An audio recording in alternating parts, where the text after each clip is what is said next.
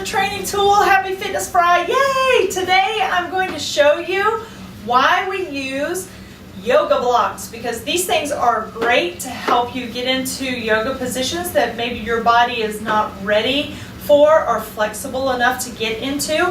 And before I begin, I want to say this. Remember that we all have different traits in our bodies, that some of us are very flexible, some of us have more fast twitch fibers, some of us have more slow twitch fibers, some of us can lift really heavy weights, we're just naturally strong. So all of us have something that we're better at, and then there's the challenge in other areas, and that's okay. Sometimes people feel like if they can't do something like the instructor or like their friend or their neighbor, that there's something wrong with them. It just means maybe either you need more practice or you need a modification, or maybe your body is not meant to do that. So always find something that is a little bit of a challenge to work on, but keep in mind that you need to do what's best for your body.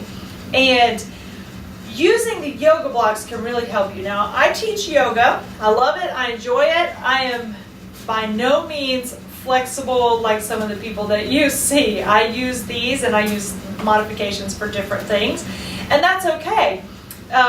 So as we go into these poses, I'm going to show you how it can help you get into the pose, still feel what you're supposed to be feeling, but also be in a position that's comfortable for you. So one of the things that I always use yoga blocks for is one of my favorite yoga poses, which is triangle pose. Now, your front leg is meant to be straight, your back leg is meant to be straight, and if you look it up, your hand is supposed to be all the way down on the floor, so all the way like this, okay, and opened up and beautiful, right? So you can see I can't even do that one like you would see in the yoga books. So this is where a block comes in handy. I can still straighten my front leg, I can still straighten my back leg, I can still open my hips and my chest to the side and extend that arm up like I'm supposed to, but in a blocked position helps me to get into the position without being out of alignment. And if this isn't even enough for you, that's why you have two. You can stack them, and then that's very helpful for a lot of people. Now I can keep my legs straight, I can open up through here, through my hips like I'm supposed to be doing in this pose, and relax my shoulders. Whereas if I try to put my hand on the ground, my back's all bent and I can't really open up my hips because I just don't have that flexibility. So that's one of the poses that I love to use yoga blocks in. Triangle pose. It's very helpful to a lot of people. It's also very helpful in some of your balancing poses. So Warrior 3 is a popular one that they'll do in class a lot of times. And again, you're supposed to have this leg straight, this leg is going back straight, your hands are supposed to be on the ground, and your back's supposed to be all nice and straight. Well, let's get real that a lot of us can't even touch our toes. So, whoa, okay, there's my balance today.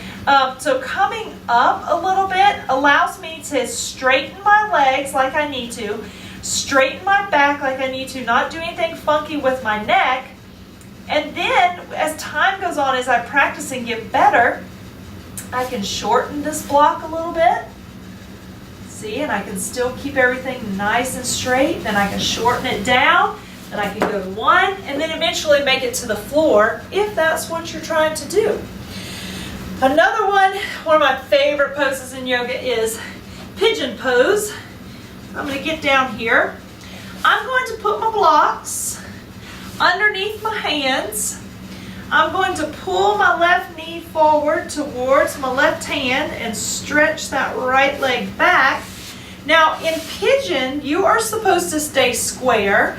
Keep your hips pressing down towards the ground. So I shouldn't be rolled out onto my left glute like this. This is not correct Pigeon. I need to be up and pushing that hip down. And my hands are supposed to be on the floor underneath my shoulders, and my spine elongated without creating any tension in my neck or shoulders.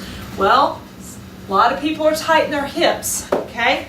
So put the blocks under your hands, elongate here, then you can get into pigeon appropriately, and then begin to work on putting a little pressure into the hip to make the hips sink towards the floor. Now I have higher hip flexibility. So this one's not so hard for me, but for a lot of my clients, they're more up like this and they are like, oh, how can I get down? Well, what you do is you start tall and then you just start just trying to slide that leg back, keep the shoulders relaxed and try to sink your hips down to the ground. So that's another reason why they are in this position, because you can use it tall like this, you can use it on its side, you can use it flat. You can double them up however you need to do it. And that's what yoga blocks are used for, a modification to help you get into poses. So think about that. Grab a pair of these. They sell them everywhere and they're fairly cheap for what they are. And they can definitely help you with your yoga and your stretching to help you get into positions. Never, ever, ever be afraid to use a modification, because we are all shaped and built differently and our bodies move differently. And just because you need a modification does not mean that you're weaker or that something is wrong with you. It's actually wonderful to learn a modification to help you do it correctly, because form is everything, my friends. And I want you to do it right and do it safely for your body, and that's what modifications are for. I hope you found this informative. I hope that today is a wonderful day for you and your weekend is awesome. And guess what? I'll see you next Friday. Yay!